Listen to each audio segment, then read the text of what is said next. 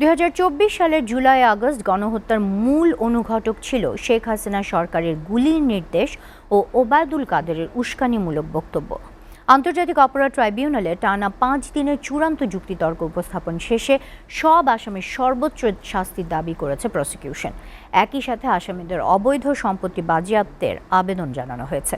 তাহসিনুল বাকি ফাহিমের প্রতিবেদনে দেখুন বিস্তারিত। জুলাই আগস্ট গণঅভ্যুত্থানে আওয়ামী লীগ সরকারের নির্দেশে চালানো গণহত্যার পিছনে মূল অনুঘটক হিসেবে কাজ করে তৎকালীন ওবায়দুল কাদেরের উস্কানিমূলক বক্তব্য। প্রসিকিউশনের দাবি, সরকারি পরিকল্পনা বাস্তবায়নে ছাত্রলীগ ও যুবলীগের প্রত্যক্ষ সশস্ত্র তাণ্ডবে প্রাণ হারান ১৪০০-রও বেশি নিরীহ মানুষ।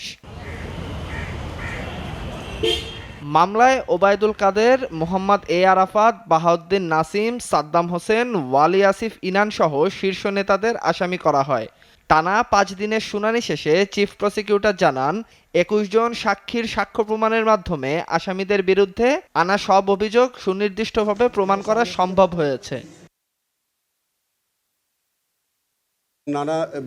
তাদের এই কর্মকাণ্ডের মধ্যে আমাদের ১৪০০ ছাত্র জনতা শহীদ হয়েছিল, প্রায় ৩০,০০০-এর অধিক মানুষ বাংলাদেশে তখন পঙ্গুত্ব বরণ করেছে, অঙ্গহানি শিকার হয়েছে। এই ঘটনায় প্রসিকিউশনের পক্ষ থেকে আমরা সর্বমোট ২৯ জন সাক্ষীর সাক্ষ্য দিয়েছি। শুনানিতে প্রসিকিউশন আদালতকে জানায়, আন্দোলন দমাতে শিক্ষার্থীদের উপর আইনশৃঙ্খলা বাহিনী ও ছাত্রলীগ ৩,৫,০০০-এর বেশি গুলি বর্ষণ করে। আন্দোলনে উস্কানিদাতা হিসাবে শিক্ষক ডক্টর জাফর ইকবালকেও আসামির তালিকায় এনে শাস্তির দাবি জানানো হয়। দেশে পুলিশ এবং ছাত্রলীগের যৌথ প্রযোজনায় যে হত্যাকাণ্ড সংঘটিত হয়েছে, সেখানে প্রায় ৩,৫,০০০-এর উপরে গুলি ব্যবহার করা হয়েছে, যেখানে শুধু ৯৫,০০০-এর বেশি গুলি শুধু ঢাকা শহরে ব্যবহার করা হয়েছে।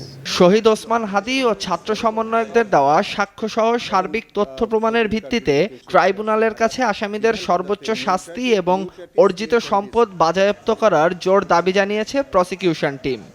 অনুসরণ করে যেন এইটি প্রয়োগ করা যায়। তাহসিনুল বাকি ফাহিম, এসএ টিভি, ঢাকা।